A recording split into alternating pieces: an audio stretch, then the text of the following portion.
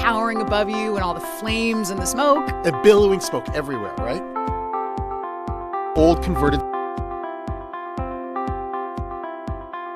Of course, the rocket people made us stand miles away.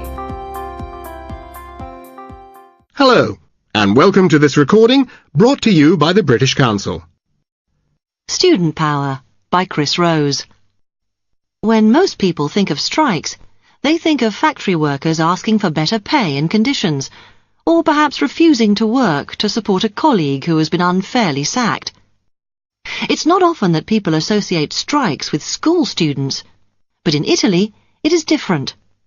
While in many countries it is absolutely unthinkable, in Italy it happens almost every year. Some people may remember the Paris Spring of 1968, when in the French capital, university students and factory workers all went on strike in a crisis which almost made the French Republic collapse. But for many, this is a long time ago now. But in Italy, however, the tradition has remained. It seems that almost every autumn there is a reason to protest. Most of the protests are national, like the current opposition to the government's planned educational reforms. But there are also protests against things like local issues such as heating in the classes or treatment of individual students. And what do students do to protest? All over the country they go on strike. They have demonstrations in the streets. They occupy their schools. They have lots of meetings, and sometimes they try to run the schools themselves for a period, setting up their own lessons and courses. Are all the students behind this? Well, it's difficult to say exactly, but what is certain is that very few students object. "I think it's important to show what we feel," says one high school student. "The new school reform will be very bad for state schools." Other students are more skeptical. "I think it's great," says one student. "It means we get a few days off school." Another student is openly cynical. "All the people who are doing this, well, some of them are just troublemakers. Others are people who are already planning to become politicians.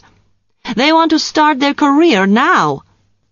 Others say that the strike leaders are being manipulated or used by groups from outside the schools. Problems occurred recently when students from one school which was being occupied marched to another school which wasn't protesting. The strikers stood outside the school and shouted and threw things at the windows. The non-striking students sat in their classrooms and did nothing, but their teachers went out and began to shout at the students from the striking school.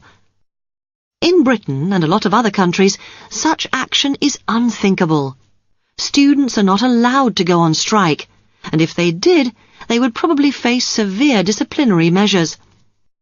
The strange thing about this, however, is that despite the number of school hours lost to strikes, Italian students are certainly no less intelligent or knowledgeable than their European counterparts. Their national averages are the same as others, despite the fact that on average they spend up to 20% less time in the classroom, with strikes being only one of the many interruptions of the Italian school year. Troublemakers or not, perhaps there is something to be learned from the Italian way of studying. We hope you've enjoyed this recording. To find out more about the British Council and the services we offer, contact your local British Council office or go to www.britishcouncil.org. Bye for now.